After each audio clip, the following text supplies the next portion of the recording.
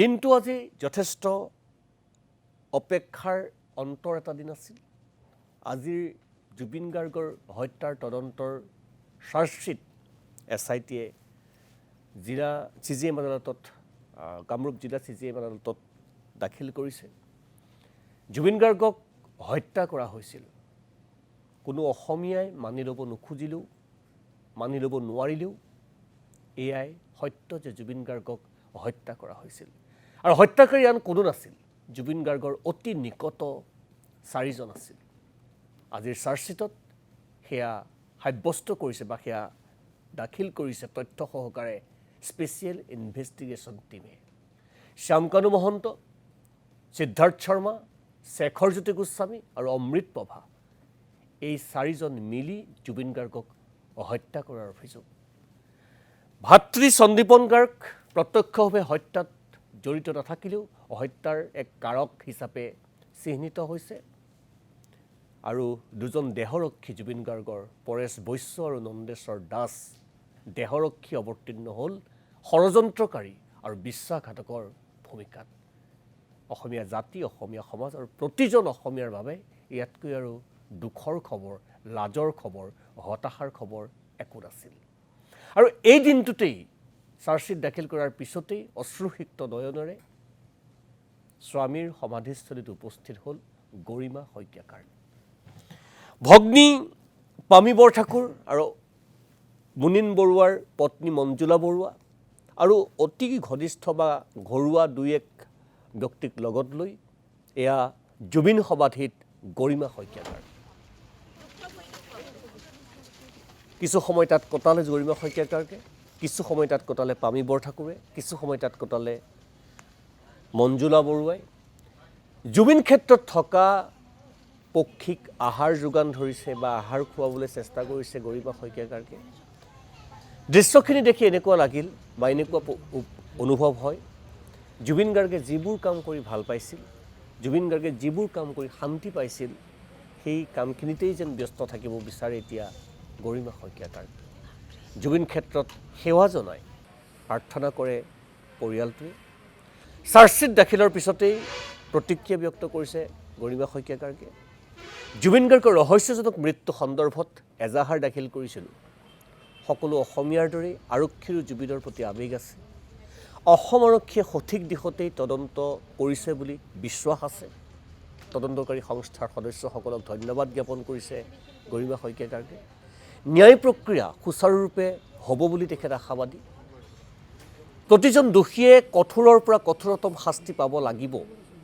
কোনো দোষী সাৰি যাব নোৱাৰিব বা নাযায় বুলি দেশৰ আইনৰ ওপৰত আস্থা থকাৰ কথা ৰাজহুৱা কৰিছে গৰিমা শইকীয়াকাৰকে। ফাষ্ট ট্ৰেক আদালতত বিচাৰ হোৱাটো তেখেতে বিচাৰিছে।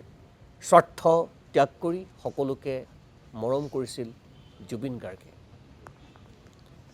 জুবিন গাৰ্গৰ দৰে এটা সত্তা এইদৰে কেনেকৈ নোহোৱা হৈ যাব পাৰে, তাকে ক'বলৈ গৈ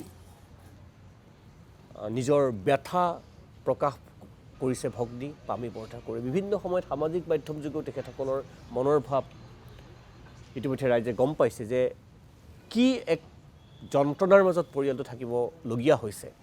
আৰু তাৰ মাজতেই বিভিন্ন সামাজিক মাধ্যমত অনাহুত প্ৰসংগসমূহৰ কথা থাকিলেই এয়া জুবিন ক্ষেত্ৰত গৰিমা শইকীয়াকাৰ। তেখেতৰ পিছতে আছে পৰিয়ালৰ 2-1 সদস্য। আমি দেখা পাইছোঁ মঞ্জুলা বৰুৱা, মুনীন বৰুৱাৰ পত্নী মঞ্জুলা বৰুৱাকো দেখা পোৱা গৈছে দ্বিতীয় শাৰীত।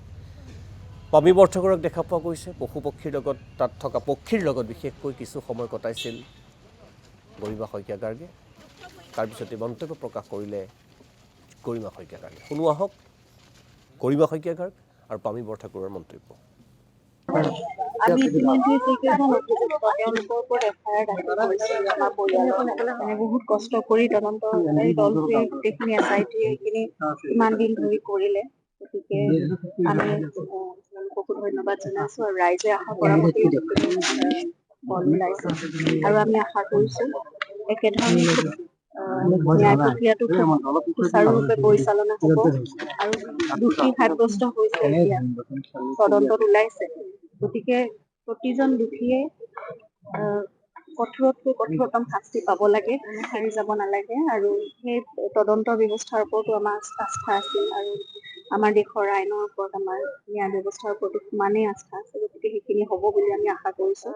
আৰু তাতে আজি মাননীয় মুখ্যমন্ত্ৰী মহোদয়ে কৈছে যে ফাষ্ট ট্ৰেক আদালতৰ কথা তেওঁলোকে হাইকোৰ্টত আপিল কৰিব। গতিকে সেইখিনি আমিও সকলোৱে বিচাৰিছোঁ, ৰাইজেও বিচাৰিছে, আমি পৰিয়ালৰ ফালৰ পৰাও বিচাৰিছোঁ, যিমান সোনকালে পাৰে সেই ন্যায় প্ৰক্ৰিয়াটো আৰম্ভ হওক, আৰু এটা মীমাংসা যাতে আমি সোনকালে পাব পাৰোঁ। আৰু আমাৰ গোটেই মানে আমাৰ ঘৰখন থানবান হ'ল, গোটেই অসমৰ ৰাইজে এই বস্তুটো সেয়াই বিচাৰি আছে যে কেনেকে জুবিন গাৰ্গৰ দৰে এটা সত্তা এনেকে নোহোৱা হৈ যাব পাৰে। তেওঁৰ নিচিনা এজন মানুহক হত্যা কৰিবলগীয়া কি থাকিব পাৰে? চবটো খুলি সম্পূৰ্ণ নিজক উদঙাই সকলোখিনি দেখোন দিয়ে আছিল মানুহজনে, তাৰপিছতো এনেকুৱা এটা ষ্টেপ কিয় ল'ব লগা হ'ল? গতিকে এতিয়া দুখীয়া শাস্তি পাওক, সেয়াই আমাৰ কামত আছে। আৰু ইতিমধ্যে ছিংগাপুৰৰ পৰা সেই তদন্ত প্ৰক্ৰিয়া এটা চলাইছিলে তেওঁলোকে। গতিকে এতিয়া মই ভাবো আমাৰ দেশত আৰু আমাৰ অসম পুলিচে যিখিনি কৰিব, জুবিনৰ প্ৰতি আমাৰ যি মানে আবেগ আছে, সেয়া প্ৰতিজন অসমীয়াৰ আছে। আমি এতিয়া FIR ওপৰত বেছ কৰিও তেওঁলোকে সেই বস্তুখিনি কৰিছে। গতিকে বেলেগকে যোৱাৰ একো মই ভাবো এতিয়ালৈকে ভবা নাই। আৰু ইমানখিনি কথা আমি বাৰু আইনী কথাবোৰ নাজানো, কিন্তু আমি বিশ্বাস কৰো অসম পুলিচে যিটো কৰিব, তেওঁলোকৰো সমানে জুবিনৰ প্ৰতি মানে দায়িত্ব আছে, তেওঁলোকৰ সেইখিনি আবেগো আছে। গতিকে যিখিনি অসম পুলিচে দায়িত্ব লৈ কৰিব, সেইখিনি মই নাভাবো আমি বেলেগকে কিবা এটা কৰিব লাগিব বুলি। গতিকে এতিয়া আমি সম্পূৰ্ণ আইনৰ এই প্ৰক্ৰিয়াটোৰ ওপৰত আমি আস্থা ৰাখি সেইটো ভাল লাগিছে দেখি পেলাই যে তেওঁলোকে ইমান নিষ্ঠাৰে ইমানখিনি ধুনীয়াকে কৰিছে বস্তুখিনি। আমি বিচৰা মতেই ৰাইজে, অসমৰ ৰাইজে বিচৰা মতেই এটলিষ্ট আমি অকমান ৰিলিফ এটা পাইছো যে চাৰ্জশ্বিটখন আমি ভাবিছো খুব ষ্ট্ৰংকে তেওঁলোকে দিছে, আৰু ইমান ডিটেইলত, ইমান দীঘলীয়া, ইমান উইথ লটছ অফ ডকুমেন্টেশ্যন বা ইমান এভিডেন্স দিছে। চ' আমি সেইটো লৈ পেলাই আমি আৰু আশাবাদী যে ন্যায়টো খৰতকীয়া হ'ব।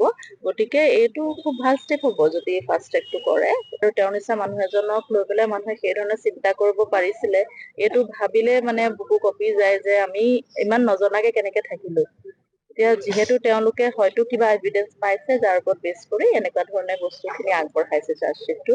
গতিকে আমি ভাবো যে তেওঁলোকে সেইমতে প্ৰতিষ্ঠাও কৰিব পাৰিব চাগে।